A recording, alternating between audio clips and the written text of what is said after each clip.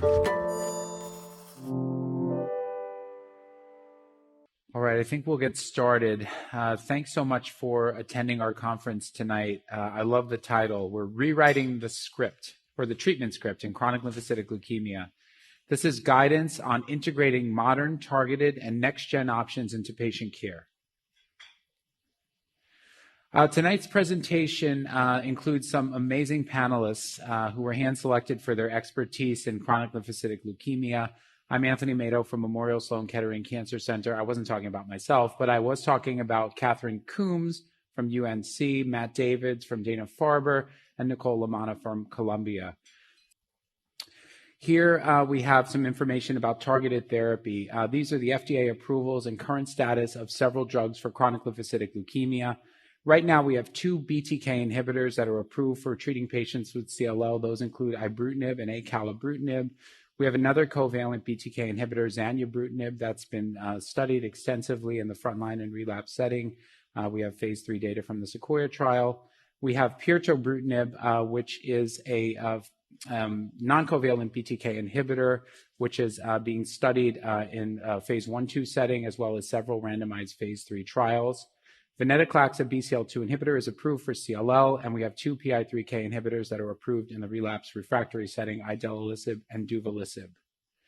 Despite these advances, there's still important need for additional work to be done, and some of the evidence that's really helping to guide where the field needs to go is evidence that comes from real-world data. And I'll just highlight 2 data sets that came from the ASH 2021 meeting. One data set of over 3,000 patients really helped to identify an important gap in the way that we're performing prognostic testing. If you look at the NCCN guidelines or the IWCLL or many others, there's an important emphasis on the need to perform prognostic testing, IGHV testing, FISH testing, for all patients prior to the start of CLL-directed therapy. And this particular data set identified that more than 50% of patients did not have appropriate risk factor testing performed, and it was more commonly not done in vulnerable patient populations. And then in an independent data set from the Informed CLL, more information came out about the importance of prognostic testing, in particular how these results are interpreted. And I think it was quite interesting to note that for patients who actually had a deletion 17p or a TP53 mutation, over a third of those patients still did not receive what would be considered state-of-the-art therapy as per the NCCN recommendations. Essentially, in modern times, patients with a deletion 17p are still getting chemoimmunotherapy combinations in the country. That's a major problem.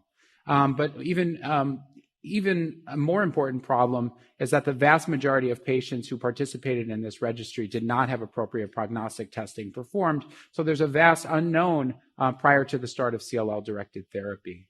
So tonight we're calling this a master class, and you are all the students of this master class, and I'm going to share our agenda.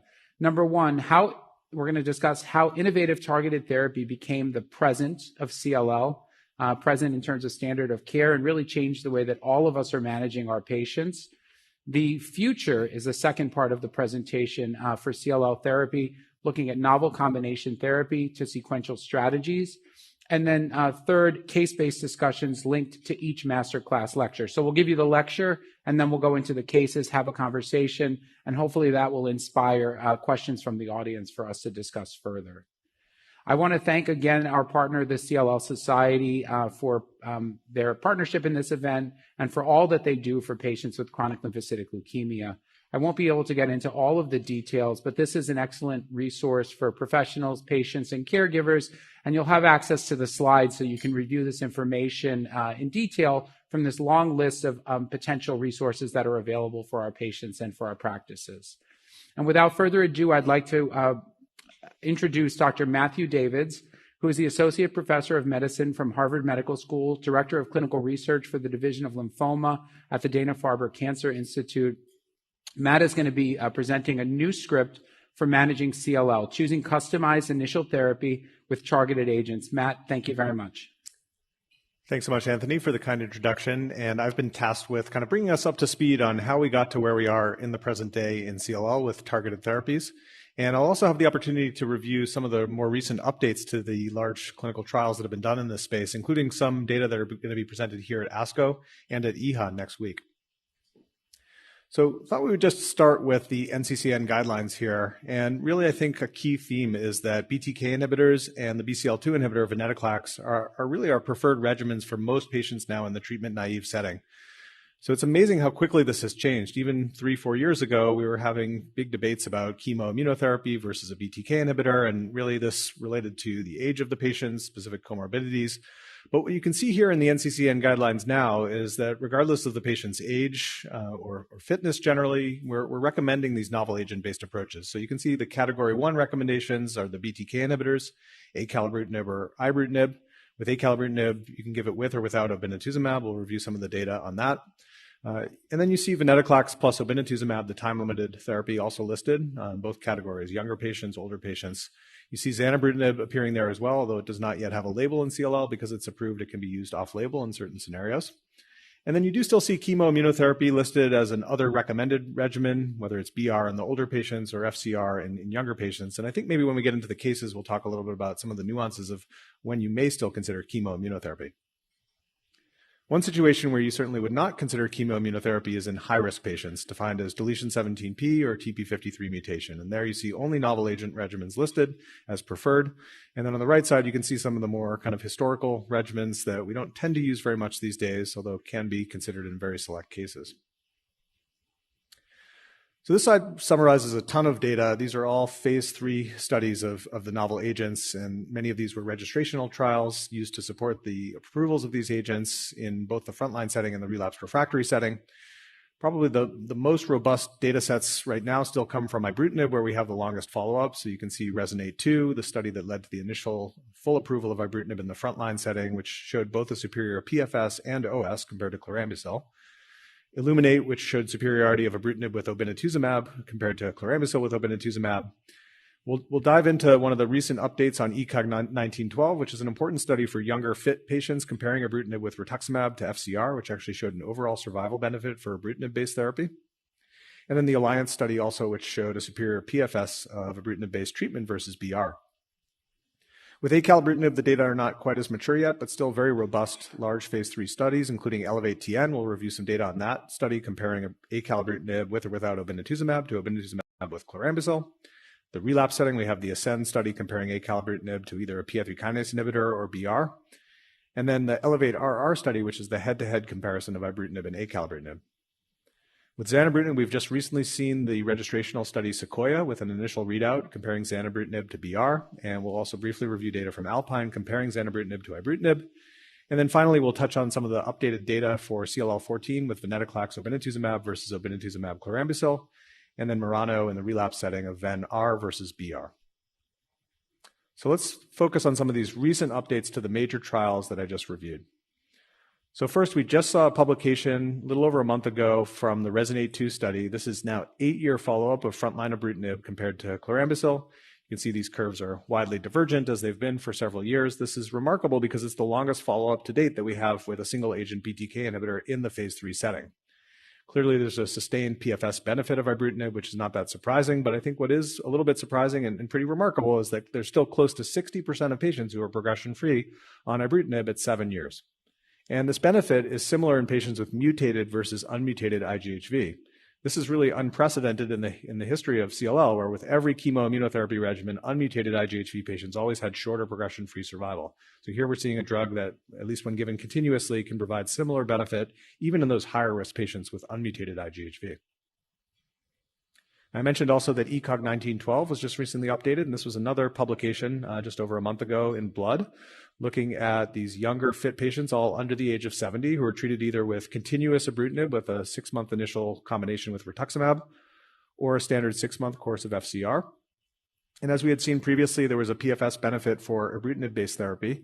The gap is widening a bit now with 5 years of follow-up. 78% of the ibrutinib-treated patients are progression-free compared to 51% with FCR.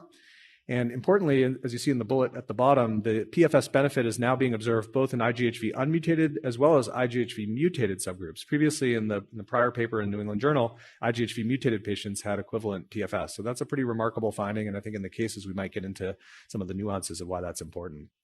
The overall survival benefit, as you see on the right, is also preserved, as was seen in the prior publication, about a 6% absolute improvement in overall survival at 5 years with ibrutinib-based therapy. Now, interestingly, we also saw at ASH for the first time data from the FLAIR study in the UK. This is a very large trial in about 1,500 patients with previously untreated CLL with 4 different arms. And what they presented at ASH was just the 2 arms comparing chemoimmunotherapy with FCR to ibrutinib with rituximab. So very similar to the design that I just showed you for the ECOG study. In this study, they did allow some even older patients up to age 75. Probably not patients, at least in the US, that we would be treating with FCR, but most of the patients were young and fit on this study.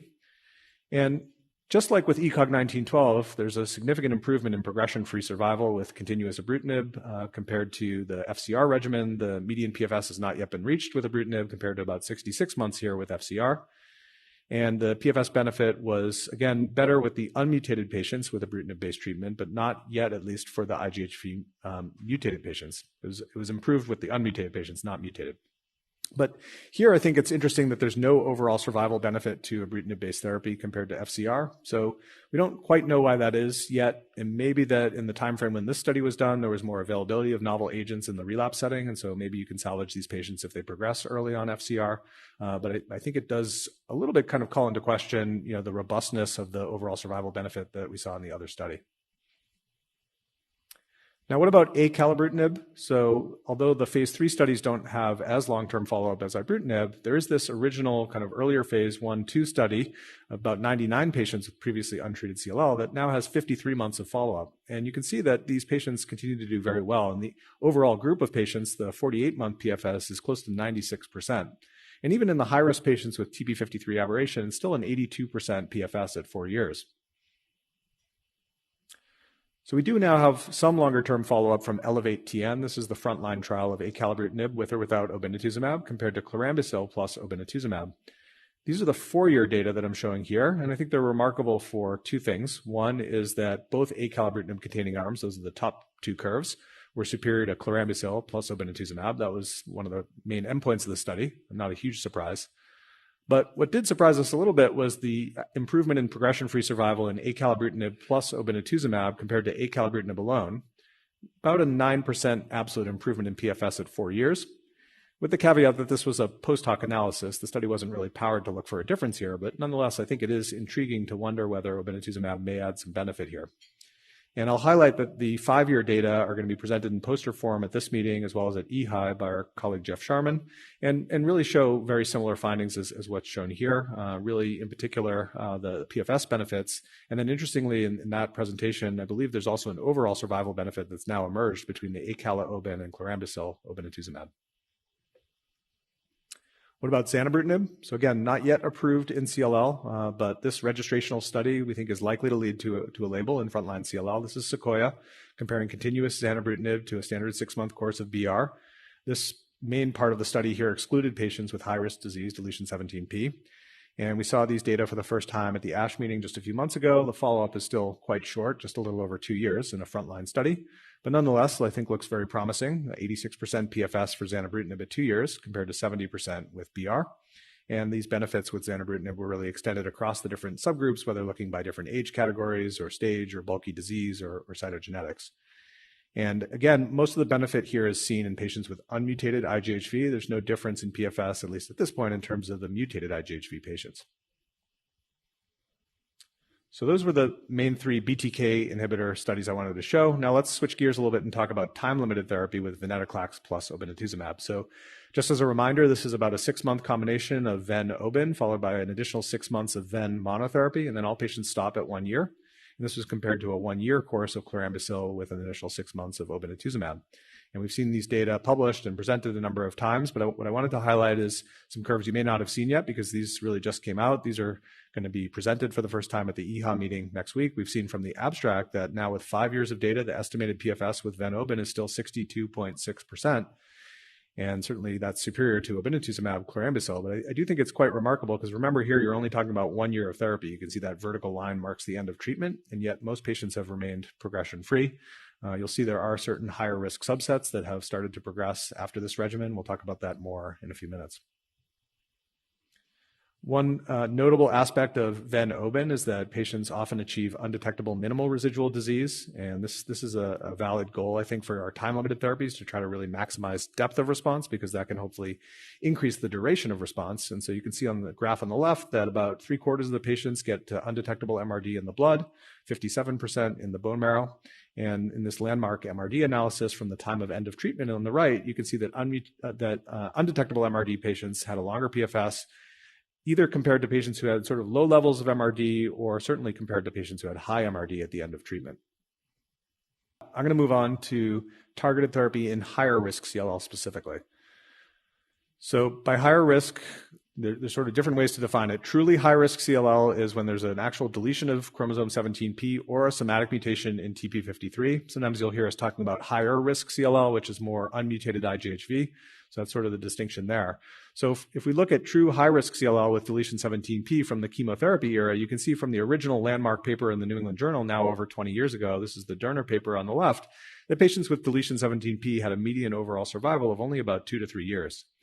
So I really think that puts the ibrutinib data in context and emphasizes how revolutionary BTK inhibitors are for patients with high-risk CLL. And you see that on the right, data from my colleague Inye An, where you can see that the patients treated with ibrutinib with high-risk disease are still surviving about 80% at 6 years. So really a remarkable improvement in overall survival compared to what we had with chemotherapy, and really led to BTK inhibitors being the frontline therapy of choice for high-risk disease.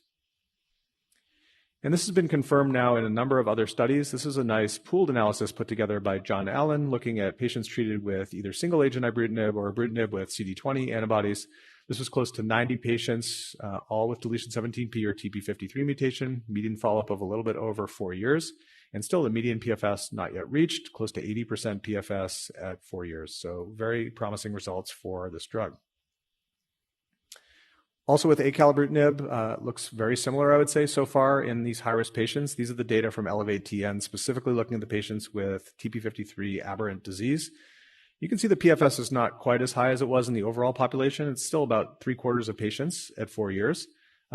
So certainly still very good results here. And actually at the EHA meeting, I have a poster that's a pooled analysis of acalabrutinib regimens across a number of different studies of acalabrutinib. So larger numbers than what you see here with Elevate-TN. And really the results look quite similar. About 75% of patients are progression-free with high-risk disease at 4 years. Zanubrutinib actually has the largest single cohort of patients with deletion 17p. This is one of the arms of the Sequoia study where these were all high-risk patients. They were all treated with zanubrutinib monotherapy. The follow-up's still pretty short here, about 30 months, but the 24-month PFS is 89%. So this also looks to be an excellent option for these patients. Now, what about high-risk patients and time-limited treatment? So this is a little bit getting into higher versus high risk. So on the left is the higher risk patients. These are patients with unmutated IGHV, and those patients can still do well with ven-oben, although you do tend to see progression events a little bit sooner than patients with mutated IGHV. Median PFS for unmutated patients is in the range of about 57 months, whereas with mutated IGHV patients treated with ven-oben, there's no median that's been reached yet. And this difference is even more striking when you look on the right. These are the data from the 5-year PFS update that's going to be presented next week at EHA. And you can see those patients with deletion 17p, that's the kind of darker blue line. It dips down, a little bit faster than the rest of the patient population, particularly after the 12-month mark when the patients stop treatment. And so the median PFS for this group is around 4 years, which is certainly shorter than patients on continuous BTK inhibitor therapy, although we may get to this in the discussion. Remember, these patients have only had 1 year of treatment. And we do think that many of these patients could benefit from retreatment with venetoclax-based therapy, although we don't really have data yet to support that approach. There's a study that just launched called REVENGE, or REVENGE, retreatment with venetoclax plus obinutuzumab. It's going to hopefully help us to answer that question. All right, and then the last section that I'm going to cover is obviously a very important one for our patients, which is principles of safety management with the targeted agents. So this slide kind of really summarizes some of the key toxicities that we see with BTK inhibitors on the left and venetoclax on the right. So with BTK inhibitors, as most of you know, we have cardiovascular risks, there's the arthralgias, bleeding risks, hypertension, diarrhea. Infection, of course, is common across all the therapies we use in CLL. Additional important AEs, we do sometimes see dermatologic changes with these drugs, fatigue, cytopenias, and particularly with ibrutinib, there have been ventricular arrhythmias described. In terms of venetoclax, TLS is the one that everyone thinks of first, but actually it's quite uncommon with venetoclax when it's given with the proper dosing as per the label. And so it's very important to follow the label when using venetoclax and monitor patients closely for TLS. I'll give you some tips a little bit later on about how we do that. But much more common than TLS is gastrointestinal events. We often see mild diarrhea when patients start on venetoclax, also mild nausea is relatively common. These tend to settle out over time and can be self-limited or improved with very minimal supportive care. Infections are a concern, of course, across all of our therapies, and we do see some myelosuppression from venetoclax, particularly neutropenia, and so we do need to monitor neutrophil counts. Sometimes patients do need growth factor support when they're on venetoclax, and if that's not as helpful as you'd like, sometimes dose reductions are necessary. So a few sort of pearls around BTK inhibitors. One of them is that just sort of by way of how the drugs were developed, they weren't really studied in the context of warfarin therapy. And so we do tend to prefer other anticoagulants if we need to put patients on anticoagulation. For example, if a patient does develop new onset AFib and they need to stay on a BTK inhibitor, we typically would like to put them on a DOAC or a low molecular weight heparin is also fine. We see hypertension fairly commonly with BTK inhibitors, and we tend to need to manage that with antihypertensives. It's something you can easily miss in clinic if you're not watching for it, but definitely watch for it because we see it commonly. We need to monitor for cardiac dysrhythmias and treat appropriately, and then, of course, monitor patients for bleeding and remind them to hold their BTK inhibitors before and after procedures. Certain toxicities like headaches are a little bit more common with particular drugs like acalabrutinib, typically are in the first couple months and can be managed with acetaminophen and caffeine. Zanubrutinib seems to have a little more neutropenia, so that's something we need to monitor for there. And again, always monitoring for infections and secondary malignancies, particularly secondary skin malignancies, which are quite common in CLL patients. So we're fortunate now that we have a robust data set of a head-to-head comparison of ibrutinib to acalabrutinib. This is the ELEVATE-RR study, which was just published last year. And this was a non-inferiority study and confirmed that acalabrutinib is non-inferior to ibrutinib from an efficacy perspective. This is the PFS primary endpoint. Median PFS was 38.4 months in both arms, so a hazard ratio of 1.00, a very easy number to remember. But where they did see differences in this study was around the rates of AEs, particularly some of the cardiovascular events. So AFib was 9% with acalabrutinib compared to 16% with ibrutinib. And none of the patients who had AFib on the acalabrutinib arm had to discontinue, whereas 7 of the patients in the ibrutinib arm did, suggesting that perhaps the AFib in the ibrutinib arm was a little more difficult to manage. You can see hypertension rates were also lower with acalabrutinib, about 9% versus 23% with ibrutinib. Lower rates of bleeding events, 38% versus 51%, although the rates of major bleeding events were similar at around 4 to 5%. And again, infections unfortunately are quite common, close to 80% in both arms of the study. And I like this graphical representation of the toxicities. Gives you a sense for the incidence of, for example, diarrhea and arthralgia over time. And you can see pretty early on that line for ibrutinib, which is the red there, goes up above the acalabrutinib line and kind of hangs above there throughout the course of therapy up to 4 years and beyond. You tend to see higher rates of diarrhea and arthralgias on ibrutinib. Now, there's also a head-to-head study of zanubrutinib versus ibrutinib. This is called the Alpine study. And this study was a little bit different in its design. The primary endpoint was actually overall response rate. And we got kind of a sneak peek of this study last year at EHA. It was a very early analysis, and there did seem to be a higher overall response rate for zanubrutinib, 78% versus ibrutinib, 62%. We saw a press release recently suggesting actually maybe that gap is starting to close with time. And you see a little bit of a PFS advantage early on with zanubrutinib here. But I'd emphasize that the median follow-up is very short here for both arms, so I wouldn't read too much into any differences in efficacy here. But what I think is very valid from this study already is the safety comparison. And like with acalabrutinib, you can see that line stays very low for AFib with zanubrutinib, very low rates of AFib over time, even as the rates kind of continue to creep up with ibrutinib. And I think a good overall measure of tolerability for a drug is the rate of treatment discontinuation, and that was 8% in the zanubrutinib group versus 13% in the ibrutinib group, so it does favor also zanubrutinib. With venetoclax, this was an analysis that I helped to lead looking across the early phase program of venetoclax development, about 350 patients, and we looked at sort of the timing of the onset of some of these toxicities. On the left side is cytopenias, on the right side is gastrointestinal side effects, and the different bars at the bottom represent days on study. So the first block there is sort of the first month, and then the next 3 months, et cetera, kind of up to a year and beyond. And it gives you a sense visually, especially with the cytopenias, they tend to occur early on, tends to be mostly neutropenia, and you don't tend to see the new onset of cytopenias late, although it certainly can happen. And similarly with gastrointestinal side effects, although the ongoing prevalence of gastrointestinal AEs does tend to be a little bit higher over time compared to baseline. And you can see that using the current dosing regimen of venetoclax that's approved, only two patients out of 166, 1.4%, had any biochemical laboratory changes consistent with TLS, but none of these patients had any clinical sequelae of TLS. So a few other pearls of management with venetoclax for the myelosuppression. We do sometimes need to dose interrupt, although for most patients, I usually try growth factor with GCSF first. If they have very significant neutropenia, like an ANC less than 500, I may hold drug temporarily or give prophylactic antibiotics until it comes up. Certainly need to monitor closely for infections, and we do usually hold patients venetoclax if they're having a more serious infection, grade 3-4 infection. With diarrhea, it's always important to rule out infectious causes, but most of these patients can be successfully treated with antidiarrheals and hydration. And nausea, sometimes little tricks like changing the timing of the dosing or when you take it in relation to meals can be helpful. And we don't tend to administer live vaccines really for any CLL patients at any time. So this is my last slide, I think. So just a few other kind of approaches of how we think about TLS monitoring in venetoclax-treated patients. You need to assess for TLS risk, and really the key things here are looking at the absolute lymphocyte count and the bulk of lymph node disease. And remember that sometimes the lymph nodes can be hiding on the inside, and so we always like to get a pretreatment CAT scan in patients who are treating with venetoclax to understand their burden of internal lymphadenopathy. And we pre-medicate all the patients with allopurinol or equivalent if they're allergic. We ensure adequate hydration. And if patients have a higher risk of TLS, if they have high ALC, or if they have a large lymph node mass, particularly if it's greater than 10 centimeters internally, these are patients where we need to employ more careful monitoring, sometimes even hospitalization, to keep a very close eye on them. And I'll just highlight the little link at the bottom there. There are some valuable tools from the CLL Society. This can be very confusing to patients trying to explain all the nuances of starting venetoclax, but there's the CLL Society toolkit, which has been very helpful for a lot of our patients to understand some of those nuances. All right, so with that, I will conclude my remarks. I'm going to turn things over to Dr. Lamanna, who's going to lead the discussion on customizing treatment with upfront options.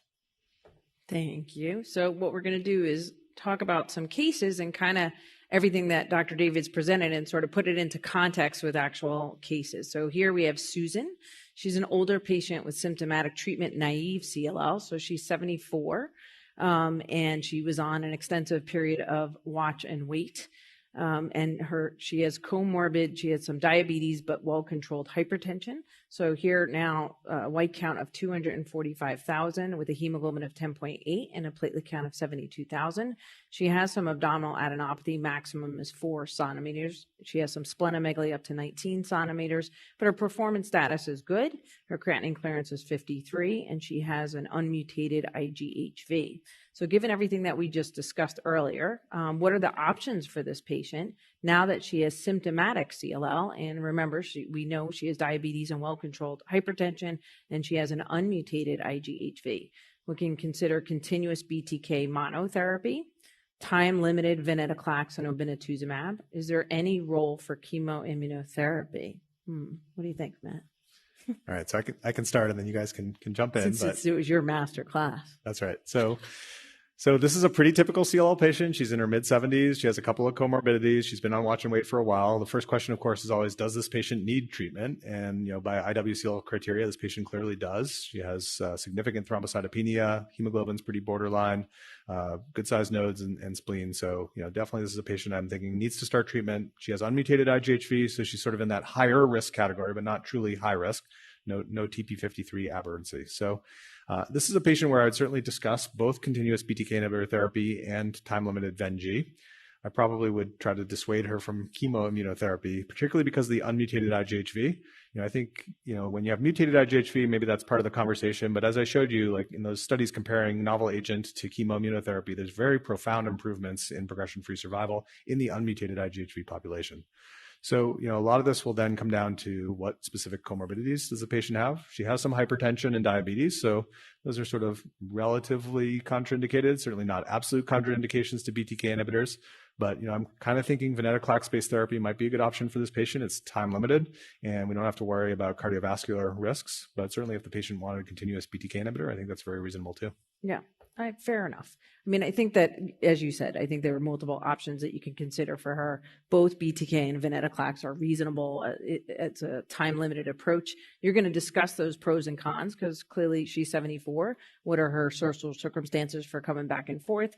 Can she do that with a fixed duration? And so because I agree with you, clearly because she's unmutated, I think we'd avoid chemoimmunotherapy. And then you talk about that, risk-benefit of time-limited versus chronic continuous therapy. So both are definitely suitable options, I think, for her, depending upon her desires as well.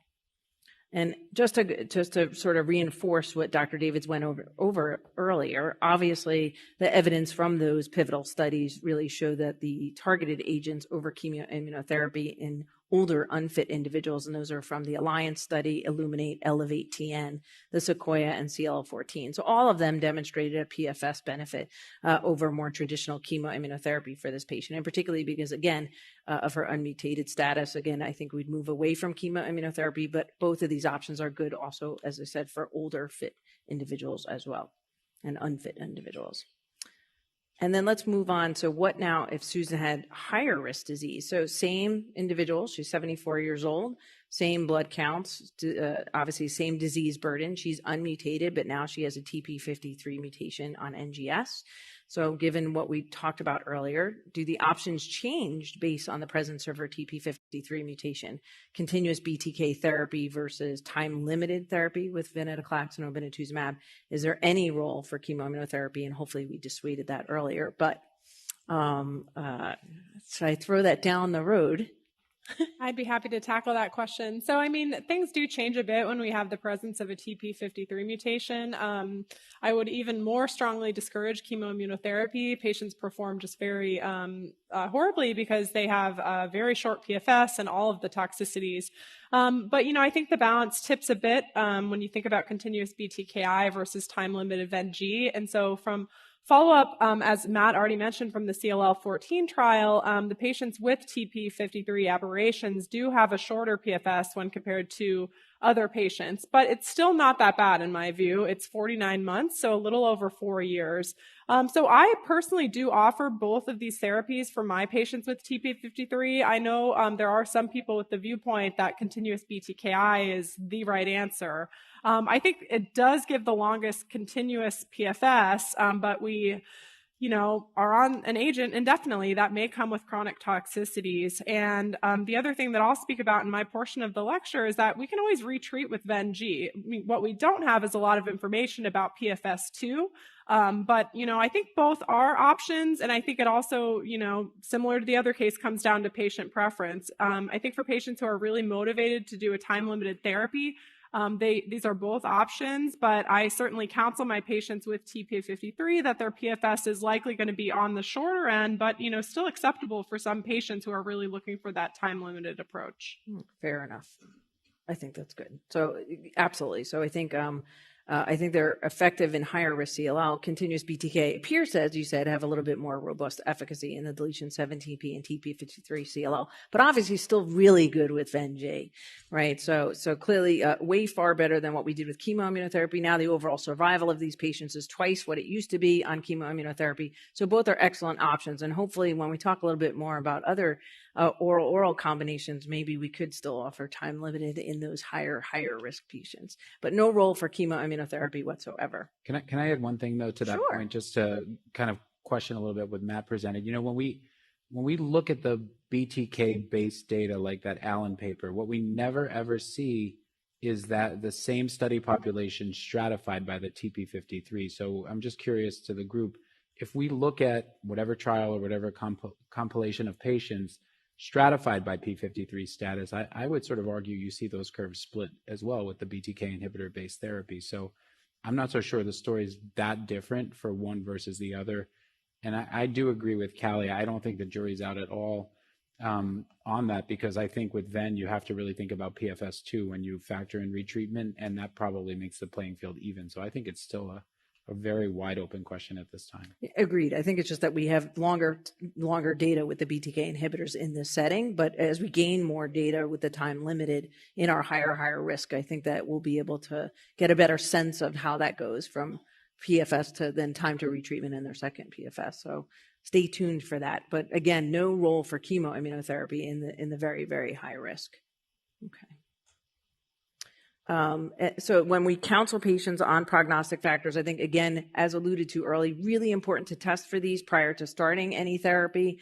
If it's not tested at initial diagnosis, please, please, please make sure that you're testing prior to starting initial therapy so that, you can adequately select appropriate treatment regimens depending upon their IGHV status, or obviously whether or not they have high-risk TP53 or a deletion 17p. So really, really important.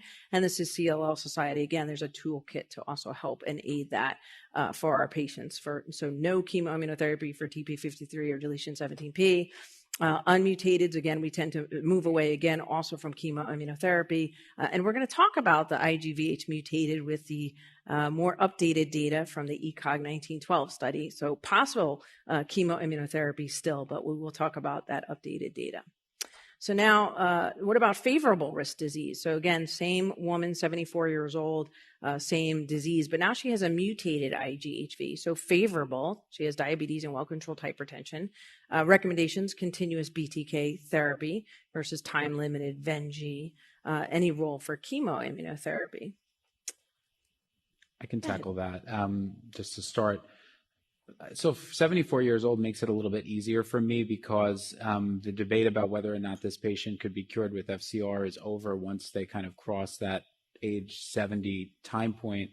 I don't think that this patient would be an FCR candidate. In 2022, I think the use of chemoimmunotherapy, even in a favorable risk younger patient, is diminishing over time. We all talk about it. None of us do it. If we added up all the FCRs we started in the last 5 years, it would probably be under 5 patients, except on a clinical trial, Matt. And so I think the role for chemo is quite insignificant here. I wouldn't give BR to an older patient. We've already seen the CLL-10 data. So I think it boils down to the same conversation. It's probably a wash between continuous or the time limited, although I would argue the VENG seems to perform the best in this particular patient population. So if there was an argument for time limited, this patient would probably have the greatest potential outcome. Fair enough. So obviously I agree. The time limited is a great option for this person with favorable disease so she can get off therapy. But again, you're going to still have that conversation about whether or not they can do that depending upon monitoring and ability that they can come back and forth and have TLS monitored closely. So continuous BTK is certainly an option for them as well. And clearly, when we look about the goals of therapy in our patients with CLL, we have continuous BTK therapy. The goal of therapy is disease control, prolonged PFS, and this is independent from response or MRD, and then fixed duration venetoclax or obinutuzumab. So the goal of therapy, really disease eradication, prolonged PFS, and undetectable MRD as well. So obviously our therapies are a little bit different, but depending upon the goals of therapy and when you talk to your patients, they have these great options. And so you want to review these potential goals with them, of course, and empower their decision making. So very important. Now, what about age? We talked about it, that she was 74. As I'm getting older and got my 20-year member for ASCO, it doesn't seem so far away. But let's say you're 58. And you have symptomatic CLL, and you have diabetes and well-controlled hypertension. Again, same disease characteristics, mutated, so favorable, continuous BTKI therapy, plus or minus an anti-CD20, time-limited venetoclax or obinutuzumab. Any role for chemoimmunotherapy in this younger mutated IGHV, given the data? Matt, I'm definitely throwing this to you. All right. So, this is still the one scenario where I think it's worth a discussion about chemoimmunotherapy, because with FCR, there's very long-term follow-up, sort of 12 to 15 years, suggesting that about 60% of patients with mutated IGHV will still be progression-free with that very long-term follow-up. And so for someone who's 58, who we want to hopefully get 3 decades more of life, we don't know for sure yet that we can get them 3 more decades of life with novel agents only. And so the idea, even if they're not functionally cured with FCR, of maybe getting them many years of remission before starting the clock with the novel agents, I think is very appealing for many patients. Now, of course, that needs to be counterbalanced with some of the risks of chemoimmunotherapy, particularly around cytopenias and infections. I think that's been particularly salient over the last couple of years with COVID-19. There's been a lot of hesitancy in using FCR. And then, of course, also the risk of secondary myeloid malignancies, which is important, although it's a low risk. And so, from the ECOG 1912 study that I showed you the update on, there have been 3 cases of MDS AML in those young patients. So it's 1.7% of that population. And if you look sort of across the board in CLL, there's a higher risk of MDS and AML, even in patients who are untreated. And it's something inherent about the disease, which is probably in the range of 1% or so. And so there is some increased risk of MDS AML with FCR, but I think it can be exaggerated sometimes. And so if you counsel your patient about that risk and they really like the idea of this short course, 6 months of therapy, I think it's a reasonable option to discuss. Fair enough. So clearly, this person obviously has multiple options to consider, and certainly, clearly, the ECOG 1912 supports the ibrutinib data, but time-limited approach for a younger, fitter patient, of course, and getting off of therapy. Many of our younger patients really would like to have a time-limited approach to be off of therapy and not on continuous therapy. So certainly that, and the role for chemoimmunotherapy, although albeit as Anthony suggested, has been diminishing. This is certainly the area where we'll discuss that because they are younger, fit, and time limited, and can undergo some of the rigorous myelosuppression and some of the infectious complications that you can receive, of course, by having FCR therapy. But usually they're the ones who can do this. So certainly, I think it's a conversation. But now we have lots of options, and so many of our patients choose not to have chemoimmunotherapy, of course. And then, of course, the intriguing data with the update of the ECOG 1912 that recently was published, updated by Dr. Barr and team in Blood, is with the data regarding the mutated and the in FCR versus ibrutinib rituximab, now showing a slight difference in the curve in the mutated subset. And so again, so this brings up, the role of chemoimmunotherapy even in the younger, fitter, mutated patients, which is traditionally what we talk to them about, and still offer that as an option. But clearly now the curves, there's a little difference even in the favorable with ibrutinib rituximab over FCR. Anybody want to comment on that as well? I'd love to throw in a few comments. Sure. So yeah, I really shy away from chemoimmunotherapy even in the mutated patients. Number one, I do think it cures some patients, but I would actually disagree about the risk of therapy-related myeloid neoplasm. So it was 2% in E1912, but we don't have that mature of follow-up. And so when you get a TMN from an alkylator, the median time for onset is 5 to 7 years. So, every study is different, but I think we still could see more events. It is very hard to quote, and a lot of it depends on how well these patients are followed. Anyway, so that's one reason I really just avoid it, unless a patient's super motivated, very averse to going on a novel agent, can't afford a novel agent. I've never actually seen that. I'm always able to get these for my patients one way or the other. And then I'll say, at least with E1912, I'm not that impressed with the plateau, but, because it's already dipping below 60%, with only, this many years of follow-up. So I think we'll see, but it's something I avoid. Fair enough. I do want to mention though, and obviously as we go through other studies, we shouldn't undermine the toxicities of the targeted therapies as well. I think some of the GIVE and some of the other studies, show that there's reasonable infectious and other cancers that develop with other therapies. And so we need to keep that in mind. And then again, the CLL Society, we thank them again for all the resources that can help inform our patients and others. So please use that website if you want to refer patients or yourself to get up-to-date information and for toolkits and things that could be helpful when patients are embarking on their journey. So I'm going to turn it over to Dr. Coombs, and she's going to talk about next generation strategies, novel combinations, and cellular therapy. All right, thank you. So I'll be speaking on the future of CLL, and I am excited to first speak about novel combinations. And so we've seen from Dr. David's presentation that continuous BTKI in addition to venetoclax with obinutuzumab lead to excellent outcomes. However, we can always do better for our patients. So a number of novel first-line combination strategies have been developed. So one big category is chemoimmunotherapy-based. There have really been phenomenal outcomes of combining ibrutinib with chemo regimens, such as the IFCG regimen or the IFCR regimen, and this I plus G followed by IFCG regimen. But due to the toxicities that are a huge concern for me, albeit rare, our main focus is actually on these chemotherapy-free regimens. And so a ton of data on I plus V that I'll be discussing, in addition to a number of triplets of ibrutinib with Ven-Obi, and then these newer generation BTKIs with Ven-Obi. Lastly, I'll briefly speak about the Sequoia data of Xanu plus venetoclax.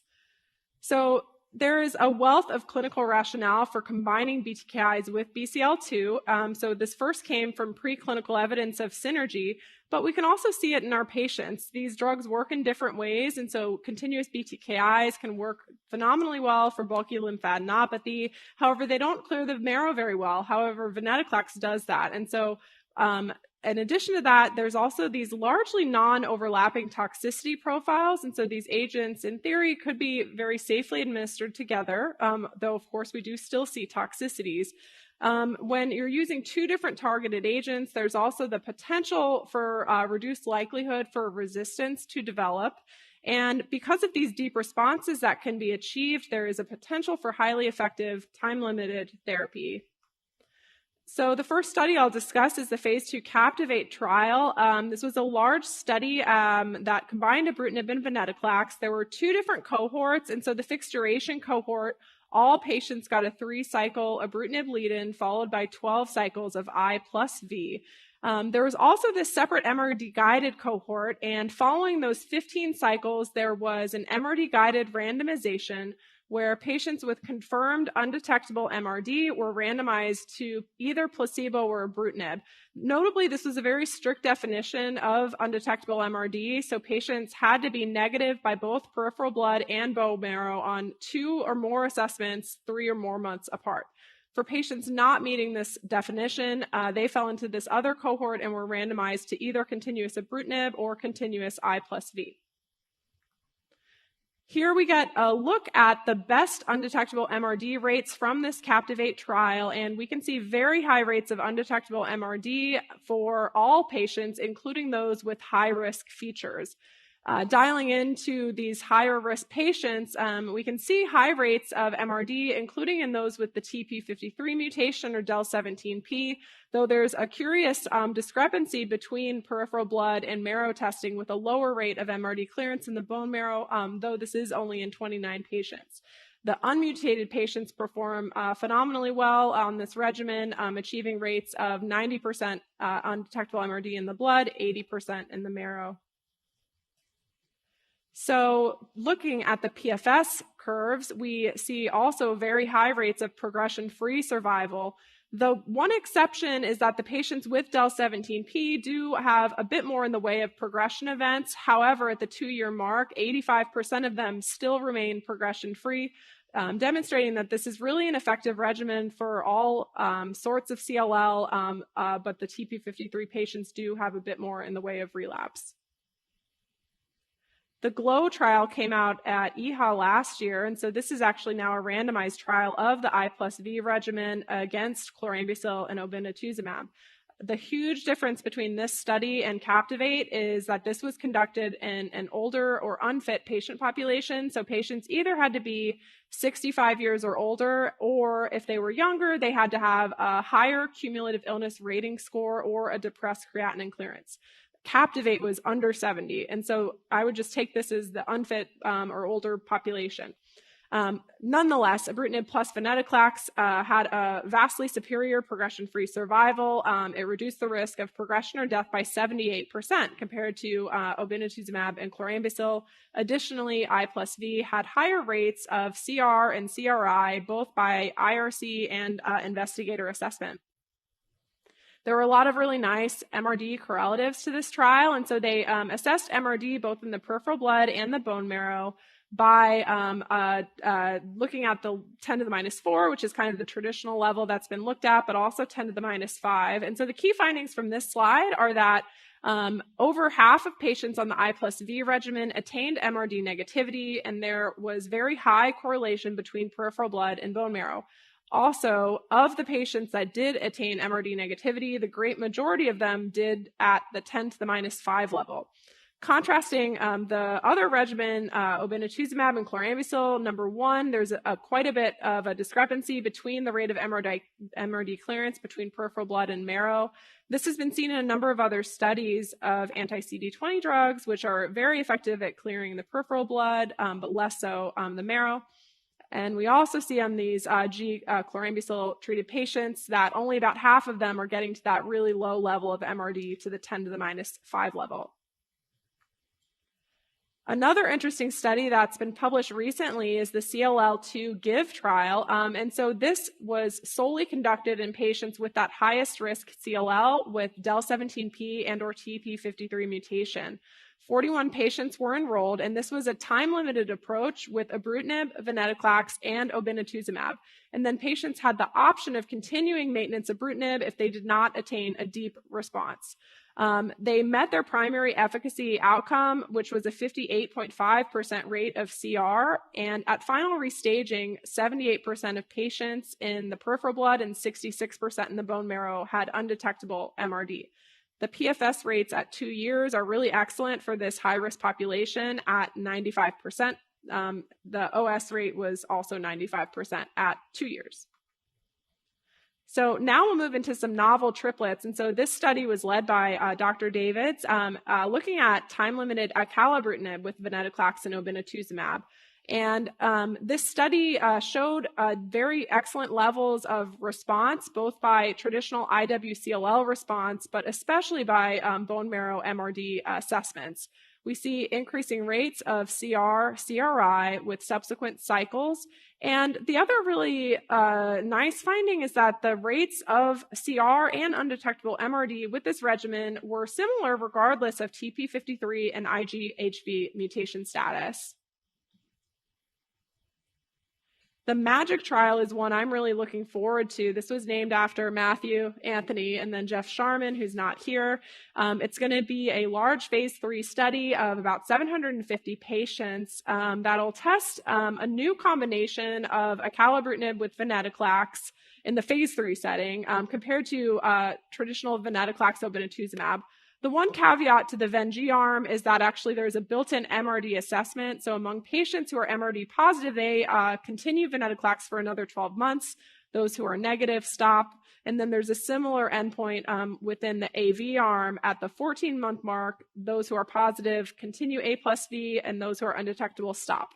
All patients will end therapy at 24 months, and then the primary endpoint here will be PFS. And this maybe could bring in a new standard of care if positive.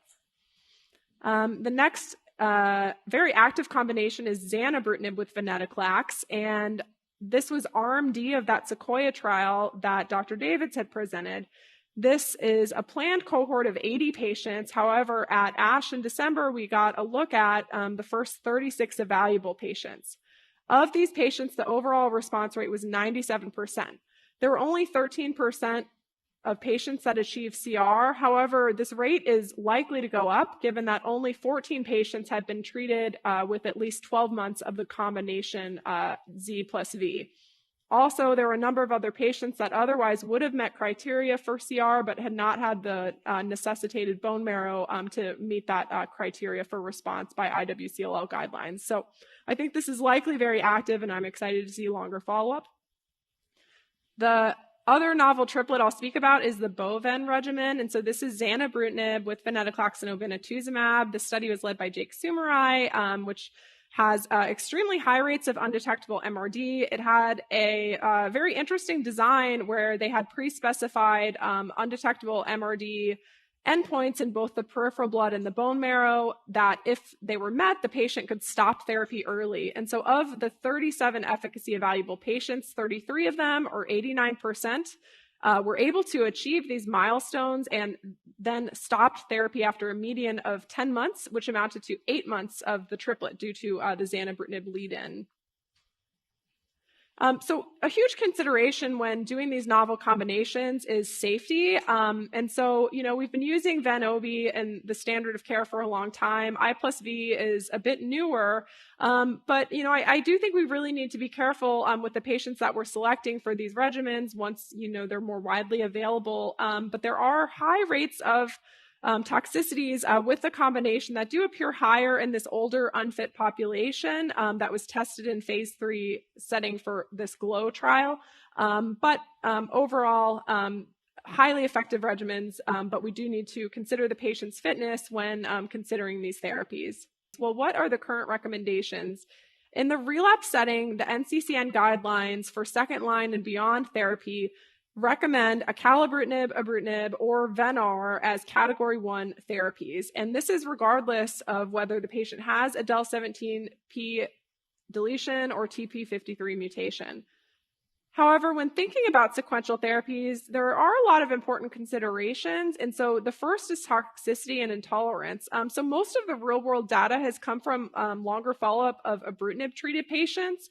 But in these studies, BTK discontinuation rates are around 40%. And the discontinuation is almost always driven by toxicity in the majority of events.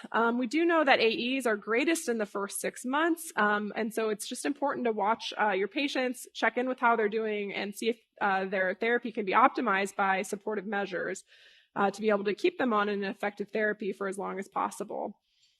Disease progression, of course, is another concern. So when using a continuous targeted agent, resistance seems pretty universally inevitable. And at least with covalent BTK inhibitors, we know that mutations such as the BTK C481S mutation confers resistance to all covalent BTKIs. Lastly is this category of double refractory CLL. And so this is the term that's been used for patients who have been failed by both a covalent BTK inhibitor and venetoclax. And there are really just few good options out there for these patients outside of clinical trials. The median time to discontinuing the subsequent line of therapy for patients who have had a prior BTKI and BCL2 or death is 5.5 months in one real-world study. So delving a bit more into this intolerance issue, one strategy that's proven very effective is changing patients over to a newer generation covalent BTK inhibitor. And so this study by Carrie Rogers at The Ohio State University shows that using acalabrutinib among patients with ibrutinib intolerance leads to an overall response rate of 73%. And very encouragingly, among the AE that led to ibrutinib intolerance, the great majority of patients did not have a recurrence of that AE upon exposure to acalabrutinib. Among those who did, most of the time the event was at a lower grade than before, and it was never at a higher grade. Mazdar Shadman also published a similar study looking at zanubrutinib in the setting of prior BTKI intolerance. Most of these events were patients with ibrutinib intolerance, though there were a couple of acalabrutinib intolerant events.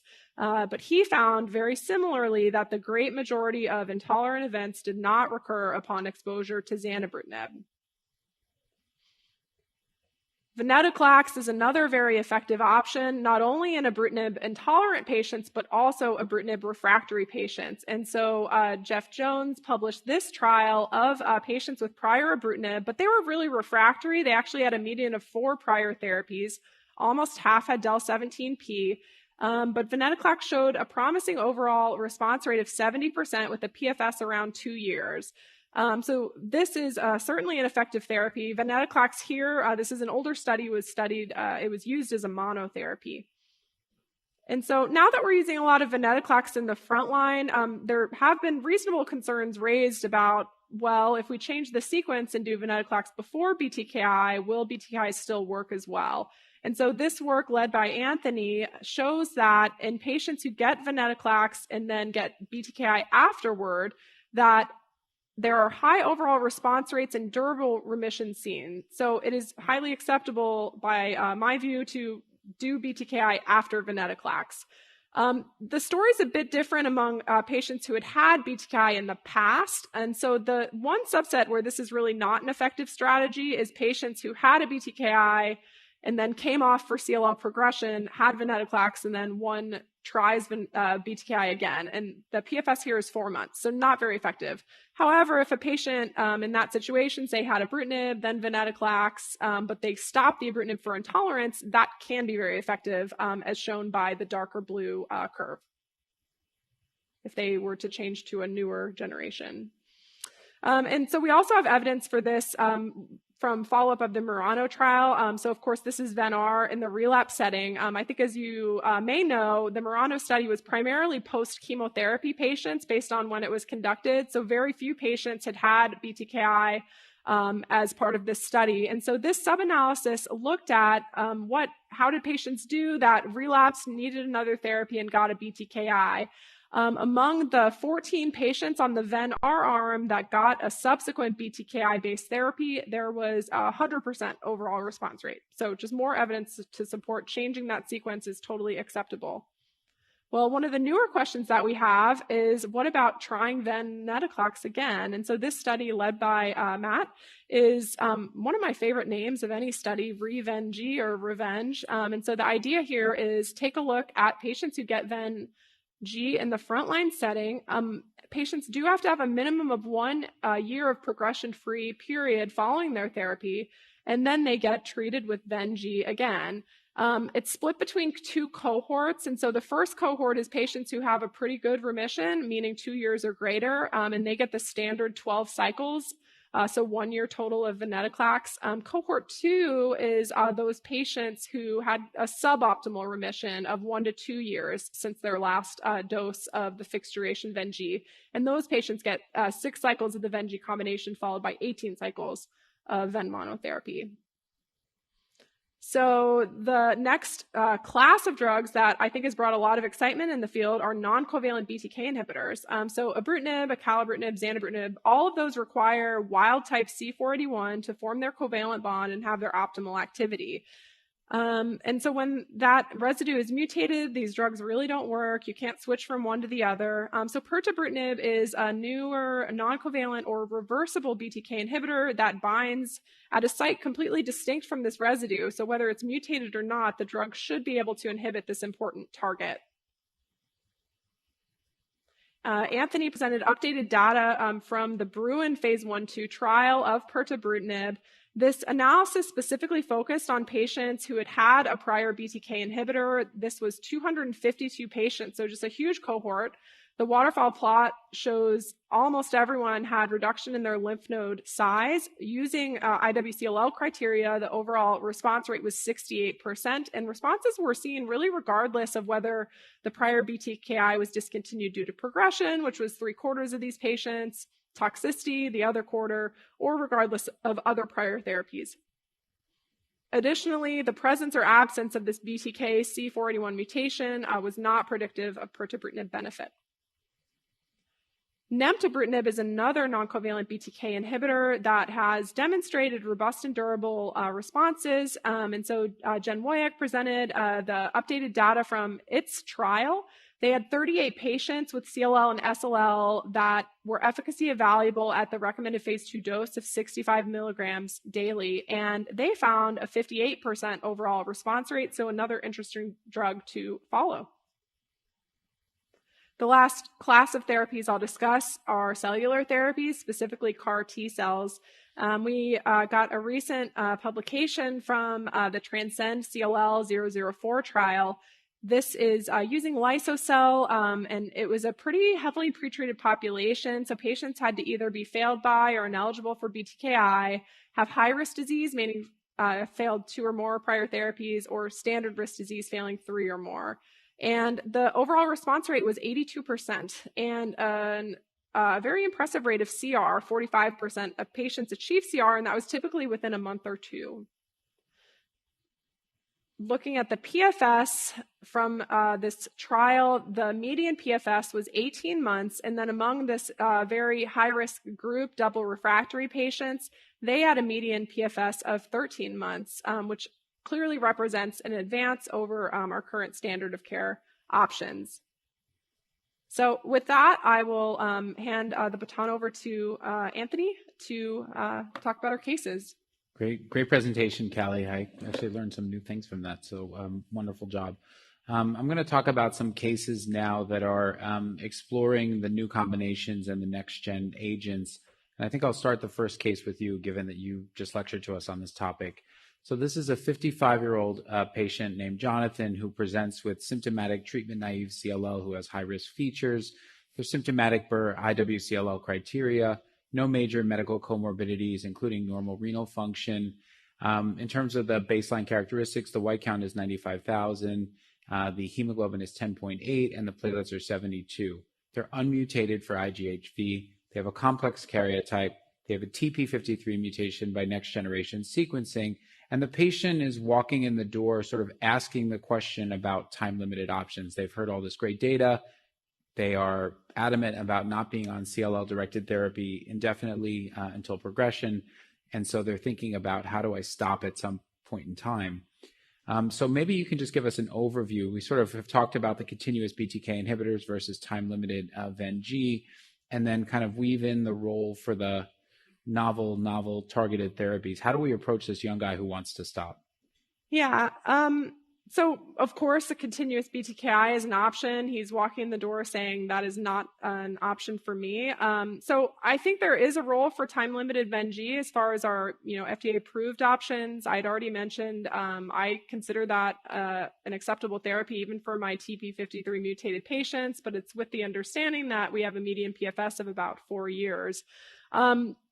I do think that these novel time-limited doublets are very attractive for patients in his situation, young, no major medical comorbidities, and the PFS that we have, which admittedly is shorter follow-up, looks really excellent, including in patients with this high-risk level of disease. So I'm personally not doing I plus V off-label, but I am very enthusiastic about the trials, and I do think it would be something I would consider.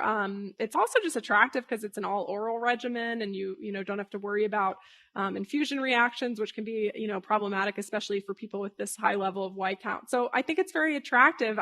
I think he'd be a great candidate for I plus V, or I'm also very enthusiastic about the even newer covalent combinations. And just as a follow-up, great for a trial. Yes, exactly. Of course, a clinical trial. Just as a follow-up to Matt or Nicole, one thing that kind of struck me when I was looking at the data that Callie presented was that there was not a single slide yet that compelled me that a patient like this would absolutely benefit from a triplet novel combo over a doublet novel combo. Either of you guys want to agree or disagree and comment? Yeah, I can start. I mean, I agree with that we don't have data on that question yet. We will hopefully at some point for the CL311 study. So this is a randomized trial we haven't talked about comparing AVO to AV as a doublet, also with chemoimmunotherapy in there. It's probably going to still be a while till that study reads out, but to me, that's probably the most informative about doublet versus triplet. Yeah, I do. I think we need to figure out who really a triplet would benefit over a doublet. And I don't think we really know that yet. So.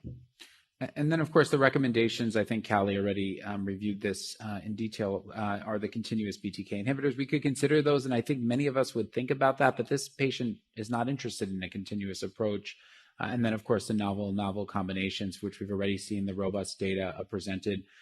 Most of the data have come from the ibrutinib plus venetoclax combination, but certainly interesting acalabrutinib-based data we saw and zanubrutinib-based data as well. Okay, so now I want to change the story a little bit. Now, this patient's similar age, similar disease presentation with a similar typo that we've pointed out already in terms of their ALC difference, and they're ultra high risk, but now they're presenting with significant comorbidities. This patient has atrial fibrillation. Let's assume that they also have hypertension, and the patient is still adamant about having a time-limited option for the management of his disease. Thoughts about replacement of a next-generation BTK inhibitor for ibrutinib, and can you truly counsel the patient, maybe I'll start off with Nicole, can you truly counsel the patient that those risks, cardiovascular, recurrence of AFib, hypertension, so on and so forth, are diminished enough that it's worth the acceptable risk? Yeah, no, I mean, I think this is an important question because we deal with this. I mean, he's young, but we deal with this in our older patient population as well. So clearly, this is where, when I'm thinking about if they have significant cardiovascular risks, then I'm thinking about a second generation. But certainly for somebody who wants a time-limited approach, then you could think about that as well. So because then they would benefit by coming off therapy. So if you're thinking about a next generation BTK plus venetoclax, then they would be off of therapy for a year. Doesn't mean they couldn't potentially have risks that could happen during that year of therapy, but that's one option. And certainly, of course, venetoclax obinutuzumab is certainly an option as well, because that then sort of you go around the cardiovascular risk factors altogether. But you have to talk about as Callie had noted, you got to talk about the differences of the PFS might be a little bit shorter, perhaps with Ven-G versus oral combination. So if you're going to do a BTK in this individual, I would do a next generation, and then I would kind of think of a time-limited approach or Ven-G, but talk about the fact that the PFS might be a little bit shorter as well. And then, Matt, as a quick follow-up, just to help us generalize your AVO data, would a patient like this who had a significant cardiovascular history be eligible for that particular study? Yeah, I mean, we were fairly liberal with the entry criteria. I mean, patients could not have had a serious cardiac event, I think, within 6 months of starting on study. But if they had a more remote cardiovascular history, and even if they had a history of AFib, they would be eligible. That being said, we probably only had a couple patients like that on our study. So I think there's still some questions there. Great. So you can see the recommendations here, what we discussed, including the selection of next generation BTK inhibitor-based therapy, as well as whether or not we could consider those next-gen therapies incorporated into a Ven-based time-limited option. We've heard a lot about that data from Callie, so I don't want to spend any more on that. Matt, just one quick comment to you, since we're self-advertising a lot tonight for the MAGIC trial. Can you just sort of explain that trial one more time and sort of whether or not this patient would be a good fit for that study? Yeah, so I think this patient would be a good fit. You know, again, the cardiovascular issues make me a little more concerned about the potential of being randomized to a BTK inhibitor arm, but because it's a second generation BTK inhibitor, we do know from the head-to-head studies, at least with single agent, that there's lower cardiovascular risks. And so, yeah, I think this would be a good candidate for the trial, and will help to understand sort of head-to-head whether Ven-Oben, you know, how that stacks up to a BTK inhibitor in combination with venetoclax. Wonderful. So this is Mark. He's an older patient, 68, has symptomatic CLL, and he's relapsing after a fixed duration therapy.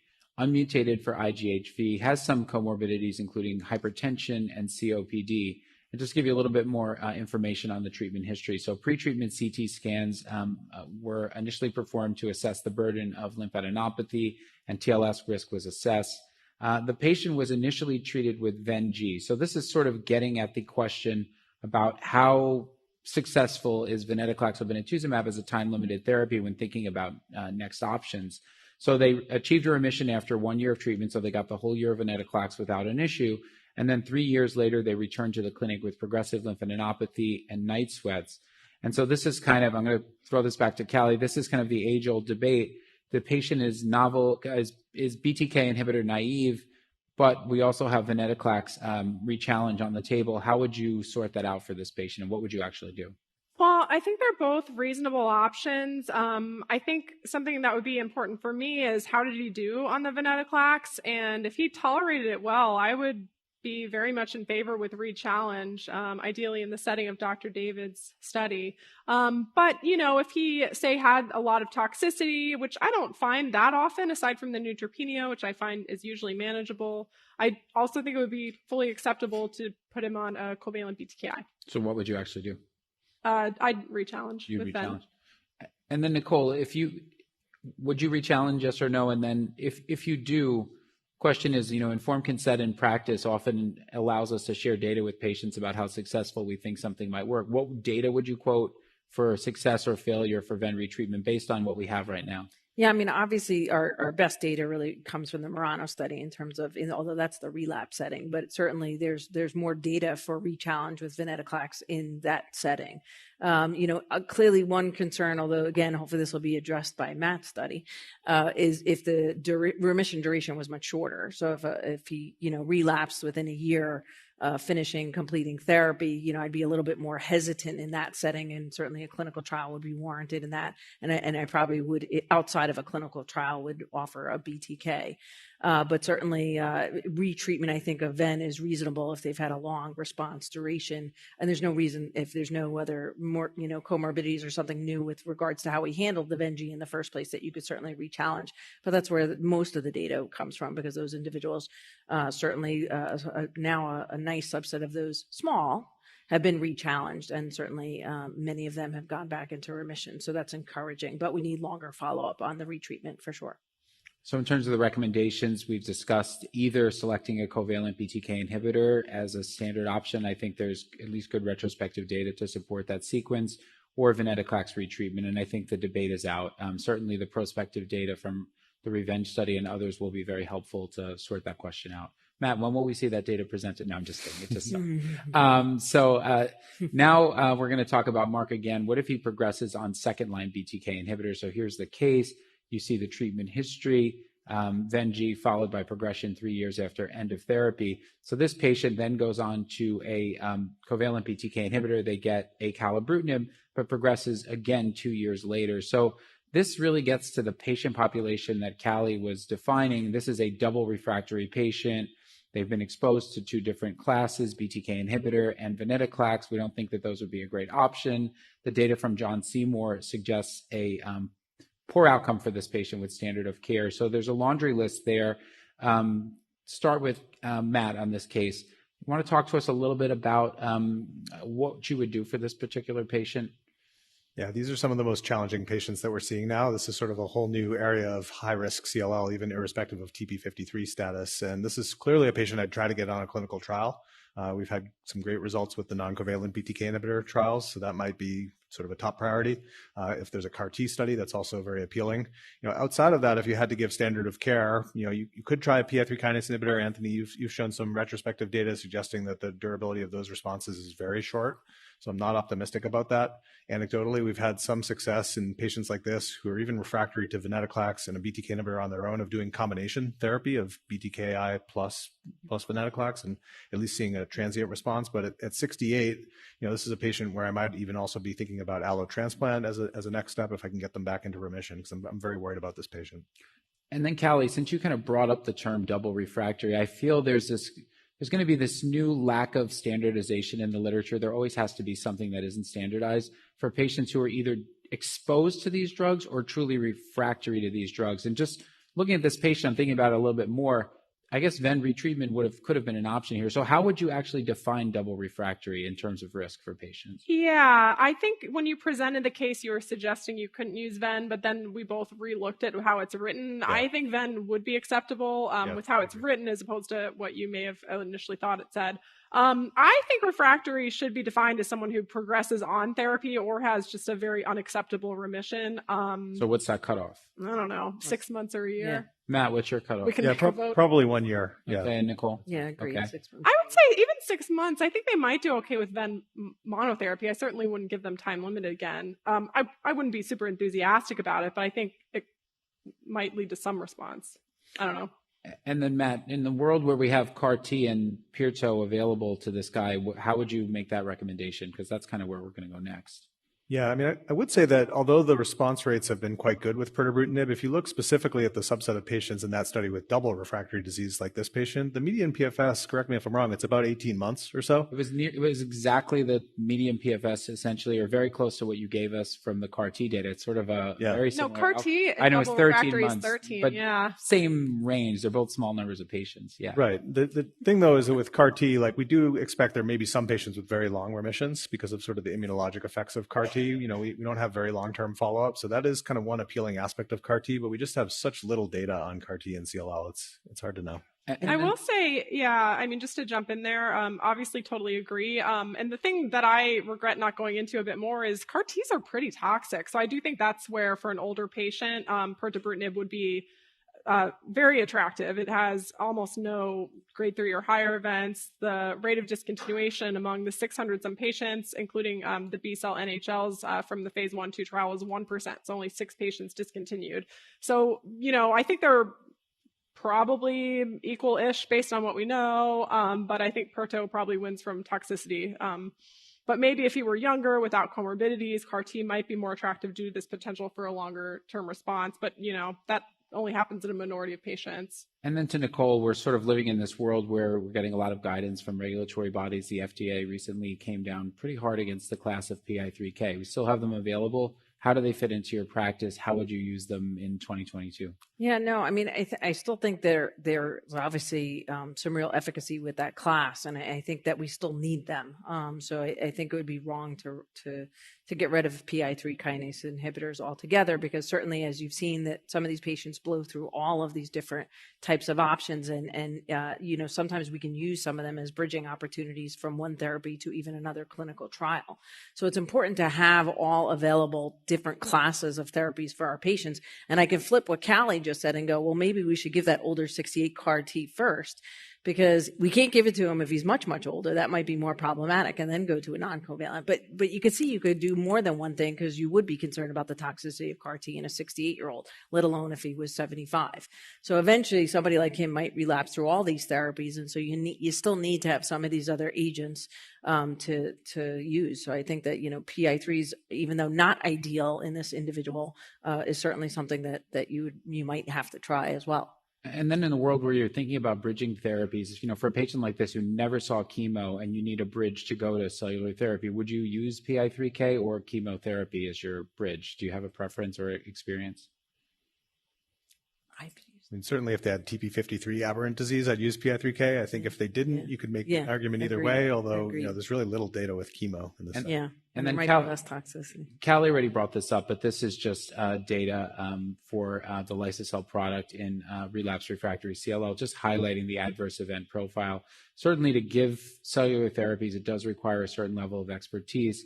When we're thinking about rates of CRS and neurotoxicity and other more common toxicities, they're not insignificant. And certainly to make this therapy successful for patients, you need to be aware of these and need guidance, how to manage either or, which is sort of out of the scope of today's presentation.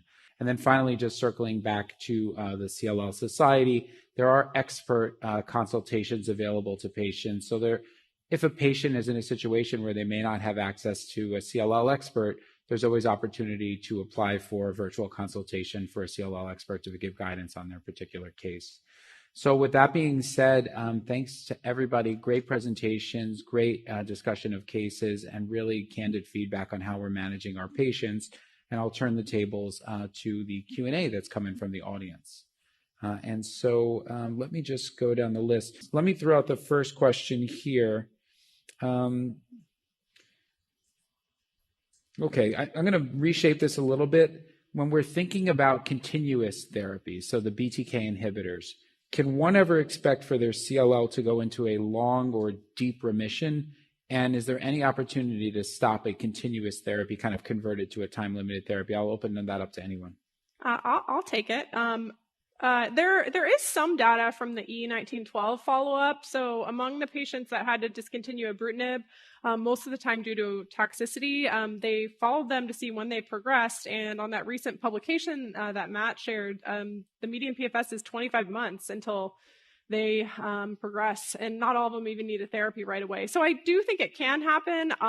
Do I randomly stop people? I don't, but if I have someone, with an event that makes me think stopping is the best thing, I'm not hesitant to do so, and I don't just put them on another therapy unless there's evidence that they're progressing. And there's, just to add in, and there's data obviously with longer follow-up from the ibrutinib data. There's no doubt that the longer somebody stays on a BTK inhibitor, their response does improve over time. And so there are a subset of patients who continue to develop a complete remission and probably, could, potentially, I'm not sure that study will ever be done, but later on, possibly could get a long response duration if they stop therapy. I mean, typically we would probably think of these people as more favorable risk. Certainly, we'd be a little bit concerned with our higher risk individuals. And obviously in the earlier data with the multiply relapse refractory, when we took patients off of BTK, they would get flare, and there would be a lot of issues with that. And so that was a concern with taking them off therapy. But there probably are some individuals that definitely would have a long response duration and could be off therapy for sure. Next question I'll throw out to the group is a patient who's asking the question, if I'm on ibrutinib as a continuous therapy, it's going well, but my ultimate desire is to get off. Is there data for adding on to the ibrutinib to induce MRD? Here they're specifically referencing venetoclax.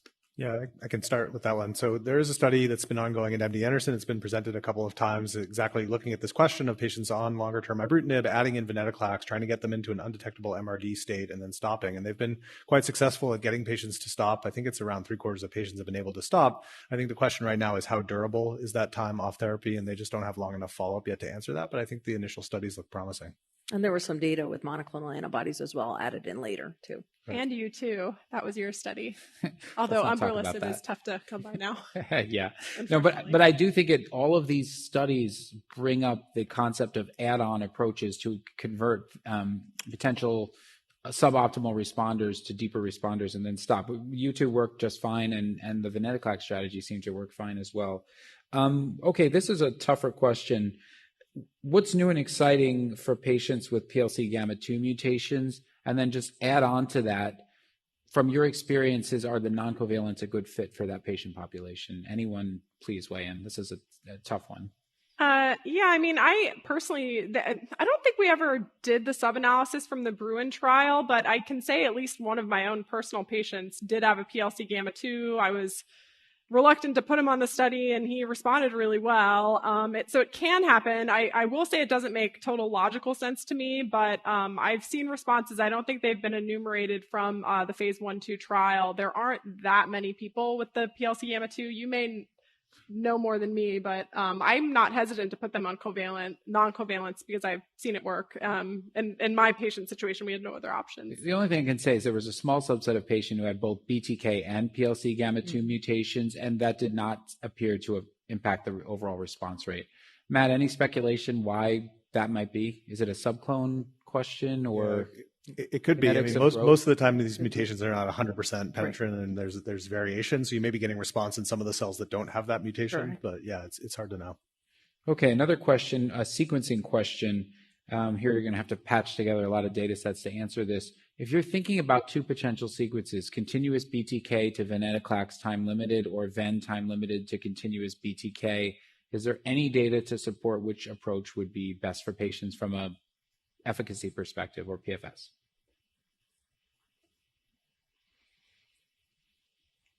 Okay, silence means no. I agree. Certainly no prospective data. I was about, I don't even think there's really any retrospective. Yeah, very little. So I agree with you guys.